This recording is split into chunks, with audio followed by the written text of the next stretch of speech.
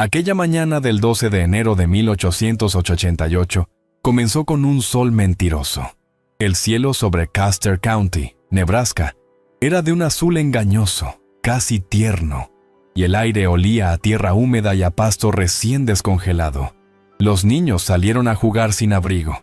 Los hombres se alejaron de sus casas confiados, creyendo que el invierno había cedido por fin. Nadie, absolutamente nadie, sospechó lo que vendría. En menos de 60 minutos, la temperatura caería a 63 grados. Los vientos llegarían a 112 kilómetros por hora. El día se convertiría en una pared blanca y rugiente que engullía hombres, animales y casas como si nunca hubieran existido. Ese día moriría casi todo el mundo. Casi. Porque en una pequeña parcela al borde de la pradera, una mujer polaca sin dinero, sin marido y sin el respeto de ningún vecino, había construido algo que nadie entendía. Y esa cosa absurda, hecha de paja, salvaría la vida de sus hijos. Antes de seguir con esta historia, déjame pedirte algo de corazón. Yo soy solo un narrador que intenta poner comida en la mesa de mi familia, contando estas historias de personas valientes que el mundo casi olvidó. Si este inicio te atrapó, si quieres saber cómo una viuda polaca sin dinero y sin el respeto de nadie logró sobrevivir al peor blizzard del siglo americano, ayúdame con 3 cosas muy sencillas. Primero, dale me gusta de este video. Es gratis y me ayuda muchísimo a que más personas conozcan estas historias que merecen ser escuchadas. Segundo, suscríbete al canal. Con tu suscripción, YouTube me ayuda a seguir creando contenido y yo puedo seguir alimentando a mi familia haciendo lo que amo. Tercero, déjame un comentario diciéndome de qué país o ciudad me estás viendo. Me encanta saber quién está del otro lado escuchando estas historias. ¿Eres de México, de Colombia, de España, de Argentina? Escríbelo abajo, compadre. Tu apoyo hace la diferencia entre que yo pueda seguir contando estas historias o tenga que buscar otro trabajo. Gracias de corazón. Ahora sí, volvamos con Marta y descubramos si su casa de paja resistió lo que nadie en Nebraska creyó posible. Marta Shamansky tenía 41 años, las manos agrietadas por el frío y $11.40 en un tarro de hojalata enterrado bajo su piso de tierra. Era viuda, inmigrante, y hablaba inglés con un acento tan cerrado que los hombres del pueblo se reían cuando ella intentaba comprar materiales en la ferretería. Nadie la tomaba en serio, nadie la escuchaba. Y sin embargo, mientras Harlon Briggs y Tobias Frenzel construían sus casas de madera de 1 pulgada de espesor, gastando fortunas que no tenían, Marta cargaba fardos de pasto azul bajo los brazos y apilaba paredes de 22 pulgadas de grosor, con una precisión que ningún arquitecto de Boston hubiera podido explicar. Lo que ella sabía, lo había aprendido del viento. Lo que construyó, lo construyó para vivir. Y cuando el blizzard más mortal del siglo llegó, el mundo entero entendió, demasiado tarde, que Marta Shamansky había sido la única persona en Nebraska que sabía exactamente lo que estaba haciendo. Custer County, Nebraska, 1886. La pradera no era lo que los carteles del gobierno prometían.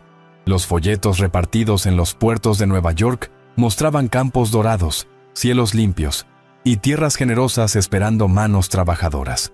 Lo que Marta encontró cuando bajó del tren fue un horizonte interminable de pasto seco, viento constante que silbaba entre los tallos como una queja antigua, y un frío que no golpeaba, sino que se metía dentro de los huesos y se quedaba ahí, quieto y pesado, como una deuda que nunca termina de pagarse. El suelo era duro, el invierno era largo, y los árboles, escasos como el dinero, eran un lujo que la mayoría de los colonos simplemente no podía permitirse. Nebraska no era una promesa, era una prueba, y no todos la pasaban. Marta había llegado sola con sus 2 hijos, Piotr, de 9 años, y Ana, de 6, después de enterrar a su marido Stanislaw en un cementerio de Polonia que ella nunca más volvería a ver. Stanislaw murió de tifus en el invierno de 1885, dejándola sin nada excepto una dirección garabateada en un papel arrugado, y la promesa vaga de que en América las viudas podían reclamar tierra bajo el Homestead Act. Reclamó sus 160 acres con una firma temblorosa y un inglés aprendido de memoria en el barco. La parcela que le asignaron estaba en el extremo noroeste del condado, donde el viento llegaba sin obstáculos desde las montañas rocosas y donde el vecino más cercano quedaba a 2 kilómetros de distancia. Era tierra libre, sí, pero libre significaba vacía, y vacía significaba peligrosa. Su primer invierno lo pasó en una tienda de lona reforzada con costales de arpillera, durmiendo con los niños abrazados y una vela encendida entre los tres para compartir el calor de la llama. Piotr tosía todas las noches. Ana dejó de hablar durante 3 semanas en febrero. Un silencio que Marta interpretó como miedo, pero que el médico del pueblo, cuando finalmente pudo consultarlo en primavera, llamó hipotermia leve crónica.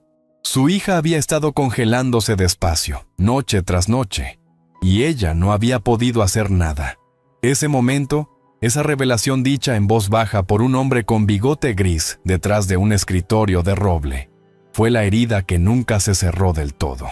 Marta salió de ese consultorio con una sola certeza ardiendo en el pecho. Nunca más sus hijos dormirían con frío, aunque tuviera que construir la casa con sus propias manos, aunque nadie en el mundo la creyera capaz. Fue en el otoño de 1886 cuando Marta tomó la decisión que cambiaría su vida, y sin saberlo, la historia de la construcción en América. Todo comenzó una tarde fría de octubre, cuando Tobias Frenzel llegó a su parcela montado en su carreta cargada de tablones de pino traídos desde Omaha. Era un hombre corpulento, de manos grandes y voz fuerte, que hablaba de carpintería como si fuera una religión y de los demás colonos como si fueran niños perdidos. Se detuvo frente al terreno de Marta, miró la lona desgastada que ella llamaba hogar y soltó una carcajada que el viento llevó hasta la parcela de Harlon Briggs. Le dijo, en un inglés demasiado rápido para que ella pudiera responderle con dignidad, que una mujer sola jamás podría construir nada que aguantara el invierno de Nebraska, que lo mejor que podía hacer era vender su tierra y volver a Polonia. Luego se fue, y Marta se quedó parada en el viento, con los puños cerrados y los ojos secos. Esa misma noche, mientras Piotr dormía y Ana respiraba con ese ronquido suave que a Marta le partía el corazón, ella sacó el tarro de hojalata de debajo del piso y contó su dinero sobre la manta. $11, 40 centavos. Había calculado el costo de la madera suficiente para construir una habitación de 4 paredes. $67, según la lista de precios que Frenzel había dejado caer de su carreta sin querer. Era una cifra inalcanzable. Podría trabajar todo el invierno lavando ropa ajena, cosiendo sacos de grano y vendiendo los huevos de sus 4 gallinas, y aún así no llegaría ni a la mitad. La madera estaba fuera de su alcance. El barro húmedo que usaban algunos colonos era barato pero insalubre, una trampa de humedad y moho que mataba despacio. Marta dobló la manta, guardó el tarro y se quedó mirando la oscuridad durante horas. La respuesta llegó al amanecer, como suelen llegar las cosas importantes, sin anuncio, sin dramatismo, en la forma más simple posible. Marta salió de la tienda envuelta en su chal de lana y vio la pradera iluminada por una luz naranja y rasante que hacía brillar cada tallo de pasto azul como si fuera de cobre. El viento soplaba del noroeste, como siempre, y el pasto se doblaba todo en la misma dirección, formando una ola lenta y continua que viajaba desde el horizonte hasta sus pies. Marta se agachó, tomó un puñado de tallos con la mano, los apretó, sintió la resistencia, la densidad, el peso sorprendente de algo que todos consideraban basura.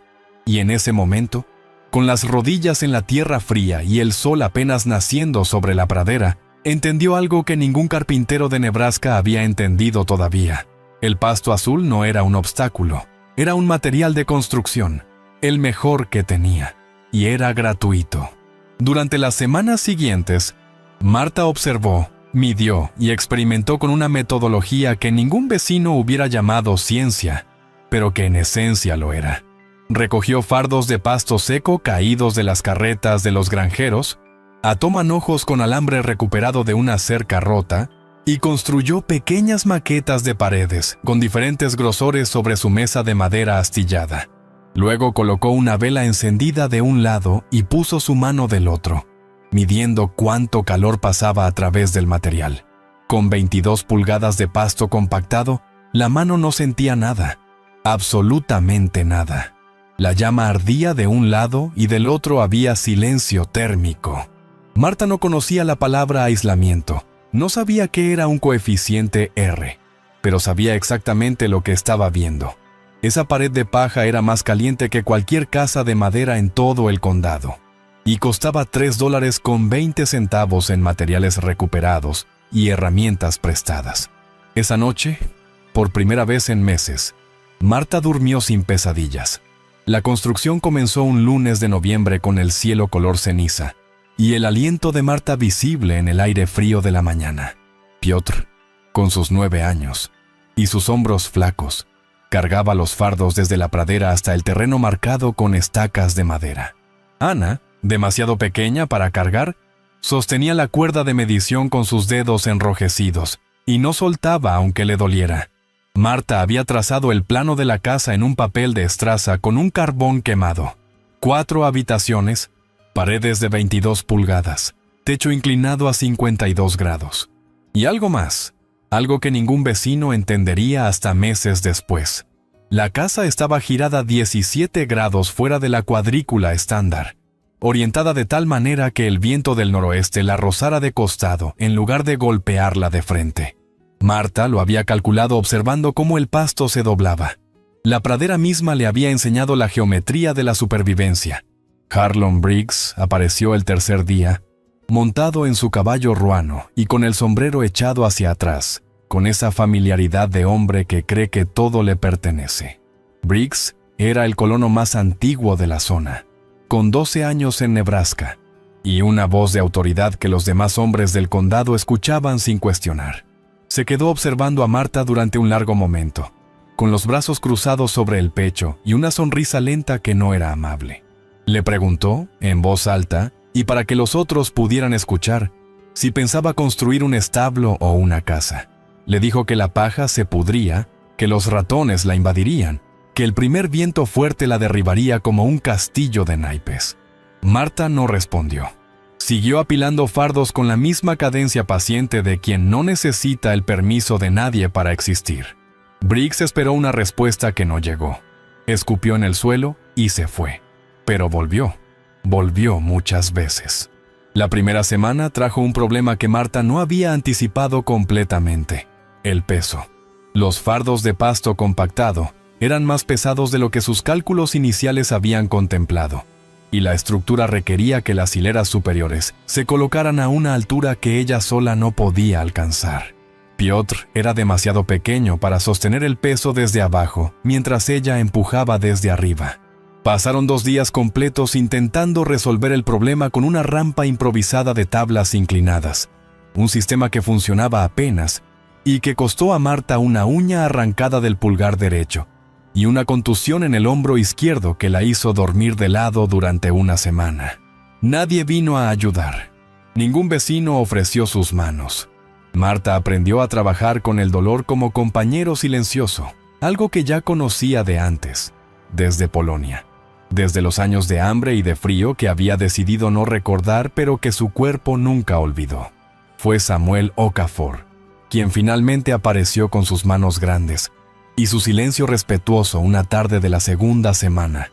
Samuel era un hombre liberado de Virginia que había llegado a Nebraska buscando exactamente lo mismo que Marta: tierra propia y la posibilidad de que nadie le dijera lo que podía o no podía hacer. Tenía 38 años, una espalda ancha como una puerta y los ojos de alguien que ha visto demasiado y ha decidido seguir mirando de frente. No preguntó si podía ayudar. Simplemente se bajó de su carreta, se colocó al lado de Piotr debajo del fardo más pesado y lo elevó hasta el nivel donde Marta necesitaba que llegara. Trabajaron juntos hasta el anochecer sin cruzar más de 10 palabras. Cuando Samuel se fue, Marta le ofreció los únicos 3 huevos que tenía. Él los aceptó con una inclinación de cabeza que valía más que cualquier discurso. Al día siguiente volvió, y al otro también. El viento de diciembre llegó antes de lo esperado. Un viento lateral y continuo que no aullaba, sino que gemía. Un sonido bajo y persistente que se metía dentro de la cabeza y no dejaba dormir. Las paredes de la casa de Marta estaban a mitad de altura, y la estructura sin techo era como una pecera abierta al cielo. Por las noches, ella y los niños seguían durmiendo en la tienda de lona, que crujía y se sacudía con una violencia que hacía llorar a Ana en silencio, tapándose la boca con la manta para que su madre no la escuchara. Pero Marta la escuchaba, siempre la escuchaba, y cada llanto de su hija en la oscuridad era una razón más para levantarse antes del amanecer, con los dedos entumecidos y el aliento convertido en niebla, y seguir apilando fardos bajo un cielo que no prometía nada bueno. En la casa de Tobias Frenzel, a 2 kilómetros al este, las cosas no iban mucho mejor a pesar del dinero gastado. La madera de pino traída desde Omaha era de apenas 1 pulgada de espesor, suficiente para levantar paredes, pero completamente incapaz de retener el calor en un invierno de Nebraska. Frenzel lo sabía y no lo admitía. Había gastado $67 en materiales, una fortuna que había pedido prestada al Banco del Condado con su tierra como garantía, y el resultado era una caja de madera elegante por fuera y helada por dentro. Su esposa Greta envolvía a sus hijos en todas las mantas disponibles antes de dormir, y aún así amanecían con los labios azulados. Frenzel quemaba madera como si fuera agua, 20, 30 kilos por noche, viendo cómo el calor se escapaba por las paredes delgadas como el calor se escapa de una mano abierta bajo el viento. Para enero ya había quemado la mitad de sus reservas, y el invierno apenas comenzaba. Hester Lund, la viuda norueguesa que vivía al sur de la parcela de Marta, cruzó la pradera una mañana de diciembre con una cacerola de sopa de avena y una expresión difícil de descifrar. Hester tenía 52 años, el cabello blanco trenzado y la mirada directa de las mujeres que han sobrevivido cosas que prefieren no mencionar. Se sentó en el único banco disponible, observó las paredes a medio construir, miró las manos vendadas de Marta y dijo, en un inglés con acento escandinavo, que en Noruega también construían con lo que la tierra daba, que no era vergüenza, que era inteligencia. Fue la primera vez en meses que alguien le hablaba a Marta sin condescendencia ni burla. Marta comió la sopa de pie, frente a su obra, y no dijo nada. Pero cuando Hester se levantó para irse, Marta la tomó del brazo un segundo y asintió con la cabeza. Era suficiente. Entre mujeres que han perdido mucho, a veces un gesto vale más que 1000 palabras. La casa quedó terminada el 28 de diciembre de 1887, 3 días antes del Año Nuevo, con el techo inclinado a 52 grados, cubierto de pasto adicional compactado, y los aleros sobresaliendo 60 centímetros a cada lado, para proteger las paredes de la nieve y la lluvia. Marta encendió el pequeño fogón de hierro fundido que había comprado de segunda mano por $1.80, y esperó. El calor tardó 20 minutos en distribuirse por las 4 habitaciones. Para la primera hora, el interior de la casa marcaba 41 grados Fahrenheit, 5 grados Celsius, exactamente la temperatura de una tarde fresca de primavera. Afuera, el termómetro marcaba 16 bajo cero. Piotr puso su mano sobre la pared interna y luego miró a su madre con unos ojos que Marta nunca olvidaría. Le preguntó si eran ricos. Ella se rió. Fue la primera vez que se reía desde Polonia. Esa noche, Marta quemó exactamente 5 kilogramos de madera. 5. Y la temperatura interior no bajó ni 1 grado. Mientras tanto, a 2 kilómetros de distancia, Harlon Briggs quemaba 100 kilogramos de madera por noche y su familia dormía con abrigos puestos dentro de la casa. Briggs lo sabía. Su esposa Clara lo sabía. Pero nadie en Custer County estaba dispuesto a admitir que una viuda polaca sin educación formal, sin dinero y sin el respeto de nadie, había resuelto el problema del invierno americano de una manera que ningún hombre del condado había sido capaz de imaginar. El orgullo es un material de construcción muy pobre. No abriga, no protege. Y en el invierno de Nebraska, el orgullo puede matarte con la misma eficiencia que el frío. Fue Piotr quien encontró el diario. Lo halló una tarde de enero. 3 días antes del blizzard, metido entre 2 fardos de pasto de la pared norte, envuelto en un trozo de cuero encerado y atado con un cordel de cáñamo tan viejo que se deshizo al tocarlo. Era un cuaderno pequeño, de tapas negras gastadas, con páginas amarillentas escritas en una letra apretada y vertical que Marta reconoció de inmediato como polaco. Las manos le temblaron cuando lo abrió, no de frío. El nombre en la primera página era Stanisław Szamański, el nombre de su marido muerto. Marta cerró el cuaderno, lo apretó contra su pecho, respiró despacio, contando cada respiración como se cuenta el dinero cuando no alcanza. Luego lo volvió a abrir y comenzó a leer, de pie, con la luz gris de la tarde entrando por la única ventana de la casa, mientras sus hijos dormían la siesta en la habitación del fondo. Stanisław había estado en Nebraska antes que ella. Eso era lo que el diario revelaba en sus primeras páginas, con una caligrafía nerviosa y apresurada que Marta imaginaba escrita a la luz de una vela, en algún invierno que él nunca le había mencionado. Había cruzado el Atlántico en 1882, 4 años antes que su familia, buscando la tierra prometida del Homestead Act. Había llegado a Custer County, había reclamado una parcela, había intentado construir y había fracasado. Las páginas describían con una precisión dolorosa los mismos problemas que Marta había enfrentado. La falta de madera, el frío imposible, el desprecio de los vecinos establecidos. Pero Stanisław había escrito algo más, algo que heló la sangre de Marta de una manera que el invierno de Nebraska nunca había logrado. Había intentado construir con pasto, años antes que ella, y había estado a punto de conseguirlo. Las páginas centrales del diario eran técnicas, casi matemáticas, llenas de medidas y ángulos y observaciones sobre el comportamiento del viento en la pradera. Stanisław había medido el grosor necesario de los fardos. Había calculado la inclinación del techo.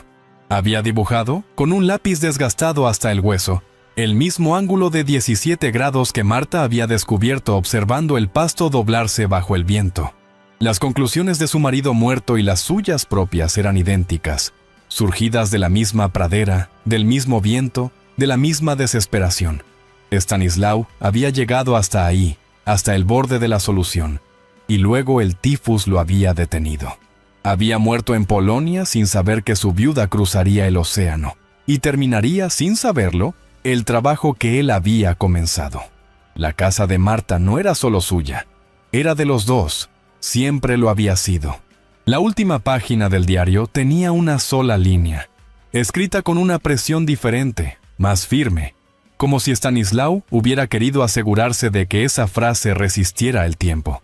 Decía, en polaco, «El pasto no es pobreza, el pasto es sabiduría que el orgullo de los hombres no puede ver».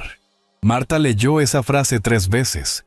Luego dobló el diario con cuidado, lo envolvió de nuevo en el cuero encerado y lo guardó en el bolsillo interior de su abrigo, contra su pecho, donde el calor del cuerpo lo mantendría seco.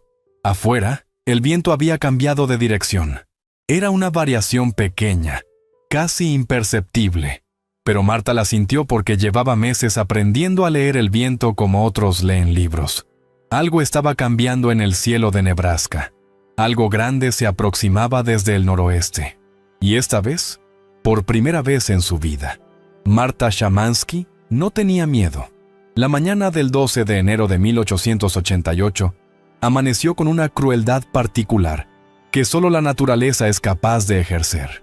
Una temperatura de 41 grados Fahrenheit, cielo despejado y un sol tibio que hacía brillar la nieve vieja como si fuera azúcar. Los niños del condado salieron a jugar sin abrigo. Los hombres se alejaron de sus casas hacia sus graneros y sus campos con esa confianza descuidada de quien cree que conoce el clima porque lleva años mirándolo. Harlon Briggs partió a caballo hacia el pueblo a primera hora. Tobias Frenzel salió a revisar su cerca del norte. Incluso Samuel Okafor, que tenía el instinto más fino de todos los colonos de la zona, se alejó de su parcela esa mañana creyendo que el día era seguro. Marta, en cambio, salió al umbral de su casa, respiró el aire tibio y sintió algo que no supo nombrar pero que reconoció de inmediato: el silencio equivocado. El viento había parado completamente. Y en la pradera de Nebraska, cuando el viento para de golpe en enero, no es paz, es advertencia. Marta entró a la casa, despertó a Piotr y a Ana, y les dijo que no saldrían ese día. Piotr protestó con la energía de los 9 años y el argumento irrefutable de que hacía calor afuera. Ana ya estaba buscando sus botas. Marta los sentó a los dos en la mesa y los miró con esa expresión que sus hijos habían aprendido a respetar. La expresión que no admitía negociación ni explicación. La misma expresión que debía de haber tenido su abuela en Polonia cuando cerraba las ventanas antes de una tormenta que nadie más había visto venir. Los niños se quedaron. Marta apiló madera adicional junto al fogón, llenó los 2 baldes de agua del pozo y cerró todos los postigos con los pestillos de hierro que ella misma había fabricado doblando alambre recuperado. Luego se sentó a esperar. No rezó, no lloró, solo esperó, con las manos sobre las rodillas y los ojos fijos en la pared norte, como si pudiera ver a través de los 22 pulgadas de pasto compactado, lo que se aproximaba desde el horizonte. El blizzard llegó 40 minutos después. No llegó gradualmente, no dio señales de aviso visibles, no concedió el tiempo suficiente para que nadie tomara decisiones racionales. Llegó como un muro blanco y rugiente que borró el horizonte, el cielo y el suelo en un solo instante, convirtiendo el mundo en una nada lechosa y violenta donde el viento cortaba como vidrio, y la temperatura caía 1 grado cada 2 minutos. Marta escuchó el impacto desde adentro, un golpe sordo y continuo contra las paredes de su casa, como si algo enorme estuviera empujando desde afuera sin encontrar por dónde entrar.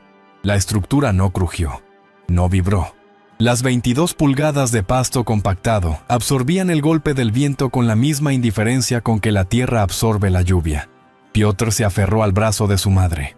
Ana cerró los ojos. Y el interior de la casa permaneció exactamente igual. 41 grados, quieto, seguro, casi silencioso. Fue entonces cuando llegó el dilema. A través del rugido del viento, Marta escuchó algo que primero confundió con el crujido de la madera de su estructura, pero que luego reconoció con una claridad que le encogió el estómago. Era una voz humana, un grito.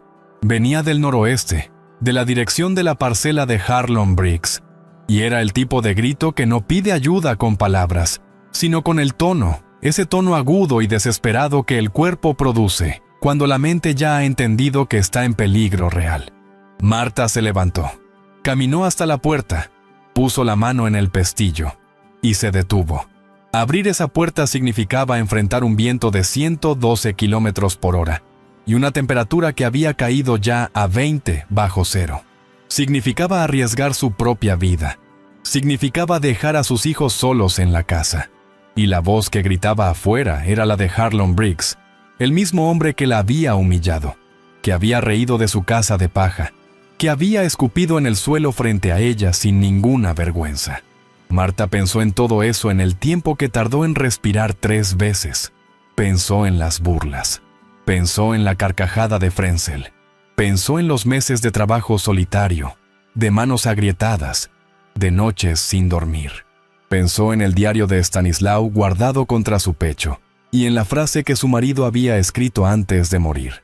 Y luego pensó en algo más simple, más antiguo que el orgullo y más fuerte que el rencor. Pensó en Clara, la esposa de Briggs, que nunca le había hecho daño. Pensó en los hijos de Briggs, que tenían la misma edad que Piotr y Ana. Pensó en lo que significaría vivir el resto de su vida sabiendo que había escuchado un grito humano en la tormenta y había decidido no abrir la puerta. Marta no era una mujer que pudiera vivir con ese peso. Lo sabía, lo había sabido siempre. El carácter no se elige. Se descubre en los momentos en que el costo de ser quien eres es más alto de lo que habías calculado. Llamó a Piotr. Le habló en polaco, rápido y claro, con instrucciones precisas. No abrir la puerta por ningún motivo. Mantener el fogón encendido, proteger a su hermana. Piotr tenía 9 años, pero los ojos de alguien que ha madurado antes de tiempo. Esos ojos que los hijos de las viudas desarrollan sin que nadie se los pida. Asintió sin llorar. Marta se ató al cuerpo 3 capas de ropa Se envolvió el rostro con el chal de lana hasta dejar solo los ojos visibles. Ató una cuerda al pestillo interior de la puerta y enrolló el otro extremo en su muñeca izquierda. Era una cuerda de 9 metros, suficiente para llegar hasta el pozo, pero no hasta la parcela de Briggs. Si el grito venía de más lejos, no habría nada que hacer. Abrió la puerta. El viento la golpeó como una pared física, un impacto en el pecho que la hizo retroceder un paso antes de que sus pies encontraran la firmeza necesaria. Afuera, el mundo era blanco y ciego y rugiente. Marta dio un paso, luego otro. La cuerda se tensó detrás de ella como el único hilo que la conectaba al mundo de los vivos. Lo encontró a 7 metros de la puerta. Harlon Briggs estaba arrodillado en la nieve, con las manos hundidas hasta las muñecas en el suelo blanco, la cabeza gacha y el abrigo cubierto de una costra de hielo que lo hacía parecer una estatua abandonada. Se había desorientado a 20 metros de su propia casa y había caminado en círculos hasta caer. Era el modo en que el Blizzard mataba a los hombres fuertes, no de un golpe, sino confundiéndolos, robándoles el norte, dejándolos girar hasta que las piernas no respondían. Marta lo agarró por el cuello del abrigo con las 2 manos. Él levantó la cabeza y la miró con unos ojos que ella nunca olvidaría. Los ojos de un hombre que ha entendido demasiado tarde demasiadas cosas. No dijo nada. Ella tampoco. Lo puso de pie usando la cuerda como guía y lo arrastró de regreso hacia la única luz que existía en ese mundo blanco. La rendija anaranjada que se filtraba por los postigos cerrados de su casa de paja. La casa que él había llamado ridícula. La casa que ahora le salvaba la vida. Harlon Briggs entró a la casa de Marta Shamansky, como entra un hombre que ha dejado su orgullo enterrado en la nieve afuera. Doblado, silencioso y con los ojos bajos. Marta cerró la puerta detrás de él y echó el pestillo con un golpe seco que resonó en el interior quieto de la casa. El contraste era violento e inmediato. Afuera, el Blizzard rugía con una furia que hacía vibrar el aire mismo. Adentro, el fogón crepitaba suavemente. La temperatura era estable, y el olor a pasto seco y madera quemada llenaba cada rincón con una calidez casi doméstica. Briggs se quedó parado en el centro de la habitación principal, chorreando agua de deshielo, con los dedos tan blancos que Marta supo de inmediato que tenía principio de congelación en ambas manos. Lo sentó cerca del fogón. Le quitó los guantes con cuidado, con esa eficiencia sin dramatismo de las mujeres que saben hacer lo que hay que hacer sin esperar reconocimiento. Piotr observaba desde el umbral de la habitación del fondo, con los ojos muy abiertos. Ana se había escondido detrás de su hermano y asomaba apenas la cabeza. Marta calentó agua en la olla de hierro y sumergió las manos de Briggs en el líquido tibio, no caliente, porque sabía que el calor directo sobre la piel congelada quema como fuego. Briggs hizo un sonido entre los dientes, un sonido involuntario de dolor que intentó suprimir y no pudo. Sus manos comenzaron a recuperar el color lentamente. Primero un rojo oscuro y doloroso, luego algo más cercano a lo normal. Durante todo ese tiempo no habló. Marta tampoco. El único sonido en la habitación era el viento afuera, el crepitar del fuego y la respiración trabajosa de un hombre que había estado a 3 minutos de morir congelado en la nieve, a 20 metros de su propia casa. Briggs miró las paredes. Las tocó con las yemas de los dedos entumecidos. Esas paredes de 22 pulgadas que no dejaban pasar ni el sonido del viento con claridad, que mantenían el interior en una burbuja térmica perfecta, mientras el mundo exterior se desintegraba. No dijo nada, pero Marta vio cómo su expresión cambiaba, despacio, como cambia el color del cielo antes del amanecer. Afuera, la tormenta alcanzó su punto máximo entre las 2 y las 4 de la tarde. El viento llegó a 112 kilómetros por hora sostenidos, con ráfagas que superaban los 130. La temperatura exterior había caído a 35 grados bajo cero con sensación térmica. En esas condiciones, un ser humano sin protección perdía la conciencia en menos de 10 minutos y moría en 20.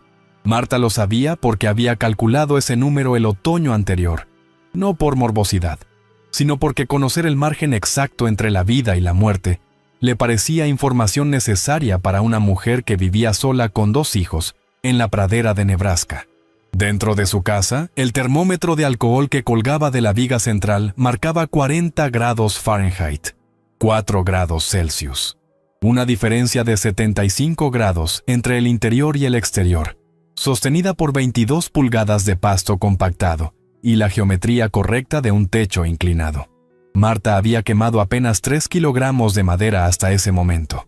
Tenía reservas para 3 semanas más. Fue durante la tercera hora de tormenta cuando escucharon los golpes en la puerta. No eran golpes del viento, tenían el ritmo irregular y desesperado de un puño humano. Marta y Briggs se miraron. Él intentó levantarse y no pudo. Las piernas todavía no le respondían con normalidad. Marta ató de nuevo la cuerda a su muñeca, abrió la puerta el mínimo indispensable y encontró a Greta Frenzel, la esposa de Tobias, con 2 de sus hijos aferrados a su abrigo y una expresión en el rostro que Marta reconoció porque era la misma que ella misma había tenido frente al consultorio del médico el año anterior. La expresión de alguien que ha llegado al límite de lo que puede soportar solo. Greta no pidió permiso para entrar. No hacía falta. Marta se hizo a un lado y los dejó pasar a los 3. Luego cerró la puerta nuevamente y echó el pestillo con el mismo golpe seco de antes. La casa de paja tenía ahora 6 personas dentro. El fogón seguía quemando suavemente. La temperatura no bajó ni 1 grado. Greta Frenzel habló entre sollozos entrecortados, con ese inglés de inmigrante alemana que saltaba entre el orden de las palabras de su idioma natal y el del adoptado.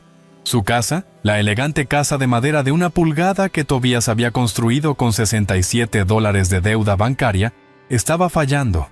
Las paredes crujían. La nieve entraba por las rendijas de las tablas mal ajustadas. Habían quemado toda la madera disponible en la primera hora de tormenta, y el interior había caído a 1 grado Celsius. Tobias había salido a buscar más combustible al granero, y no había vuelto.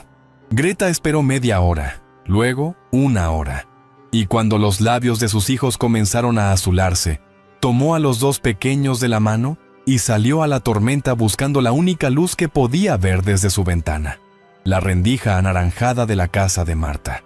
Había caminado 200 metros en el blizzard guiándose por esa luz, 200 metros que habían durado una eternidad.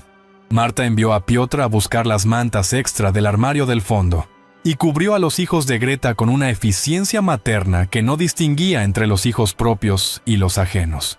Luego miró a Briggs. Él la estaba mirando también. Algo pasaba entre los dos en ese silencio que no necesitaba palabras. Una conversación completa que se desarrollaba en el espacio entre sus miradas. Una conversación sobre orgullo y humildad, y el precio que tiene confundir una con la otra. Briggs abrió la boca, la cerró, volvió a abrirla, y dijo, con una voz tan baja, que Marta tuvo que inclinarse para escucharlo. Lo siento. 2 palabras. En 12 años en Nebraska, Harlon Briggs no había dicho esas 2 palabras juntas a ningún ser humano. Marta lo miró durante un momento que pareció más largo de lo que fue. Luego asintió con la cabeza, una sola vez, y volvió a ocuparse del fuego. No necesitaba más que eso. La disculpa era suficiente. El trabajo seguía siendo el mismo. Tobias Frenzel apareció 40 minutos después, golpeando la puerta con lo que le quedaba de fuerza, con la barba cubierta de hielo y una expresión de derrota absoluta en el rostro. Había llegado al granero, había cargado todo el combustible que podía cargar, y en el camino de regreso a su propia casa, el viento lo había desorientado exactamente como había desorientado a Briggs. Había visto la luz de la casa de Marta y había caminado hacia ella sin pensar 2 veces. Entró sin cruzar los ojos con nadie. Se sentó en el suelo junto al fogón y puso sus manos sobre las rodillas. Era un hombre que había gastado su fortuna construyendo algo que el frío podía atravesar sin dificultad. Esa noche, sentado en el suelo de tierra de la casa de una viuda polaca, calentado por 5 kilogramos de madera y 22 pulgadas de pasto compactado, Tobias Frenzel entendió una verdad que ningún libro de carpintería le había enseñado. El mejor material de construcción no es el más caro. Es el que comprende el clima mejor que el orgullo del constructor. La noche cayó sobre la pradera de Nebraska con una oscuridad total y una temperatura exterior que siguió bajando hasta los 40 grados bajo cero. Dentro de la casa de Marta, 8 personas compartían el calor de un fogón pequeño y las mantas disponibles. Los niños dormían en el suelo, apilados unos contra otros con esa capacidad de los cuerpos infantiles para encontrar el calor donde lo hay. Los adultos se turnaban para mantener el fuego encendido, una tarea que en esa casa significaba agregar un tronco pequeño cada 2 horas, nada más. Marta no durmió. Se sentó en su silla de madera junto a la ventana con los postigos cerrados y escuchó el viento. Ese viento que golpeaba sus paredes sin encontrar por dónde entrar, que deslizaba por la estructura inclinada 17 grados fuera de la cuadrícula estándar, sin poder aferrarse a ningún ángulo recto. La casa hacía exactamente lo que ella había calculado que haría. Stanislao lo había calculado también. Los dos juntos, sin saberlo, habían construido algo que el blizzard más mortal del siglo no podía destruir. A las 3 de la madrugada, Briggs se acercó a Marta en silencio y se sentó en el suelo junto a su silla. Le habló en voz muy baja para no despertar a los que dormían. Le preguntó cómo había sabido, cómo había calculado el grosor de las paredes, el ángulo del techo, la orientación de la casa. Marta lo pensó un momento. Luego dijo, en su inglés con acento polaco: «Miré el pasto. El pasto sabe cómo sobrevivir al viento. Yo solo aprendí lo que él ya sabía». Briggs asintió despacio, con la expresión de un hombre que está reorganizando en silencio todo lo que creía saber sobre el mundo. Luego dijo algo más, que al día siguiente, cuando terminara la tormenta, quería aprender. Quería saber cómo construir lo que ella había construido. Marta lo miró durante un momento largo. Luego respondió que sí, que le enseñaría, pero que tendría que escuchar sin interrumpir. Briggs casi sonrió. Casi. El blizzard comenzó a ceder a las 5 de la mañana del 13 de enero. El viento fue perdiendo intensidad de manera gradual, como un animal exhausto que finalmente se rinde, y para el amanecer, la pradera estaba cubierta de un silencio blanco y absoluto, que hacía el mundo parecer nuevo. Marta fue la primera en salir. Se quedó parada en el umbral de su puerta y miró el paisaje devastado. Árboles caídos, cercas sepultadas, y a lo lejos, la silueta de la casa de madera de Frenzel, con una de sus paredes laterales derrumbada hacia adentro, incapaz de resistir la presión acumulada del viento durante 12 horas. La casa de Marta estaba intacta. Las paredes de paja no tenían ni una grieta. El techo inclinado había dejado resbalar la nieve acumulada sin ceder ni un centímetro. Era exactamente como ella había calculado que sería. Exactamente como Stanislao había escrito en su diario. El trabajo de 2 personas que nunca habían trabajado juntas en el mismo tiempo, separadas por el océano y por la muerte, había resistido el peor invierno del siglo americano. Samuel Okafor llegó al mediodía, caminando a través de la nieve hasta la cintura con una expresión que mezclaba alivio y algo que podría llamarse reverencia.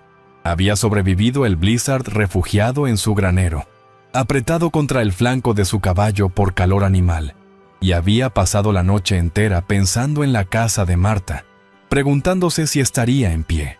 Cuando la vio desde lejos, intacta y quieta en medio del paisaje devastado, se detuvo un momento, solo un momento. Luego siguió caminando. Cuando llegó a la puerta y Marta la abrió, él no dijo nada. Simplemente extendió la mano. Marta la tomó. Y en ese apretón de manos en el umbral de una casa de paja en medio de la pradera de Nebraska, el 13 de enero de 1888, quedó sellado algo que ninguno de los dos hubiera sabido nombrar con exactitud, pero que ambos reconocieron de inmediato: el principio de algo nuevo. No solo una técnica de construcción, una forma diferente de entender quién merece ser escuchado y quién tiene el conocimiento que todos necesitan. La primavera de 1888 llegó a Custer County con una luz diferente, o quizás eran los ojos de sus habitantes los que habían cambiado. En los meses que siguieron al blizzard, Marta Szymanski se convirtió en algo que ninguna viuda polaca sin dinero ni educación formal debería haber podido convertirse en el Nebraska de 1888, una autoridad. No una autoridad proclamada ni celebrada con discursos, sino la única clase de autoridad que resiste el tiempo. la que nace de haber tenido razón cuando todos los demás estaban equivocados y de no haber cobrado ese precio con venganza, sino con trabajo. Harlon Briggs fue el primero en pedirle que supervisara la reconstrucción de su casa. Lo hizo una mañana de febrero, quitándose el sombrero antes de hablar, un gesto que los que lo conocían de 12 años jamás le habían visto hacer frente a ningún hombre, y mucho menos frente a una mujer. Marta aceptó. Le cobró en jornadas de trabajo, no en dinero, porque el dinero escaseaba pero las manos sobraban. Tobias Frenzel siguió 2 semanas después. Luego Hester Lund pidió reforzar sus paredes antes del invierno siguiente. Y así, uno por uno, los colonos de Custer County comenzaron a aprender lo que el pasto de la pradera ya sabía desde siempre. Samuel Okafor construyó su nueva casa en abril, con Marta dirigiendo cada hilada de fardos y Piotr midiendo los ángulos con la cuerda y las estacas que su madre le había enseñado a usar. Fue la primera casa de construcción con fardos de paja levantada en el condado con plena conciencia de lo que era y por qué funcionaba. Marta explicó cada decisión en voz alta mientras trabajaban. El grosor necesario para el aislamiento, la inclinación del techo para el drenaje, el ángulo de orientación para la deflexión del viento. Samuel escuchaba y hacía preguntas precisas, del tipo de preguntas que hace alguien que no pregunta para llenar el silencio, sino para entender de verdad. Ana, que había cumplido 7 años en marzo, caminaba detrás de su madre por el perímetro de la construcción con un cuaderno de papel de estraza y un carbón, dibujando los planos que Marta dictaba en voz alta. Nadie le había pedido que lo hiciera. Lo hacía porque era la hija de Marta Shamansky. Y las hijas de Marta Shamansky registraban las cosas importantes para que no se perdieran, para que no hubiera que redescubrirlas desde cero en la siguiente generación, pagando de nuevo el precio completo del olvido. Marta nunca se hizo rica, nunca se hizo famosa en vida. Murió en 1923, en la misma parcela de Custer County que había reclamado con una firma temblorosa y $11.40 en un tarro de hojalata. Pero dejó algo que el dinero no puede comprar ni el tiempo destruir completamente. Una forma de construir que nació de la pobreza extrema y la observación paciente, y que un siglo después sería reconocida por arquitectos, ingenieros y organismos internacionales como uno de los métodos de construcción más eficientes, sostenibles y térmicamente superiores del mundo. La construcción con fardos de paja. Un nombre técnico y frío para algo que en realidad era muy simple. La sabiduría de una mujer que miró el pasto doblarse bajo el viento de Nebraska y entendió que la naturaleza nunca desperdicia sus materiales, que lo que parece basura desde el orgullo, visto desde la necesidad y la inteligencia, es exactamente lo que necesitas para sobrevivir. Stanislaw lo había escrito, Marta lo había construido, y la pradera que nunca juzga y nunca olvida, lo había guardado todo ese tiempo, esperando que alguien tuviera los ojos suficientemente abiertos para verlo. Hay una pregunta que la historia de Marta Shamansky deja flotando en el aire frío de la pradera. Una pregunta que no tiene respuesta fácil, pero que vale la pena hacerse en silencio. ¿Cuántas soluciones perfectas han muerto con las personas equivocadas? ¿Cuántas Martas han habido en el mundo? Mujeres y hombres sin dinero ni título, ni el acento correcto, que encontraron la respuesta exacta al problema exacto, y se la llevaron a la tumba porque nadie quiso escucarlos mientras vivían. Donahue, conocimiento que salva vidas, no siempre llega envuelto en papel de universidad, ni firmado por manos importantes. A veces llega en un cuaderno de tapas negras, escondido entre 2 fardos de pasto. A veces llega en el gesto de una mujer que se agacha en la tierra fría al amanecer, toma un puñado de tallos con la mano y siente, en la resistencia simple y honesta de algo que todos llaman basura, la diferencia exacta entre morir congelado y llegar a la primavera. El orgullo cierra los ojos. La necesidad los abre.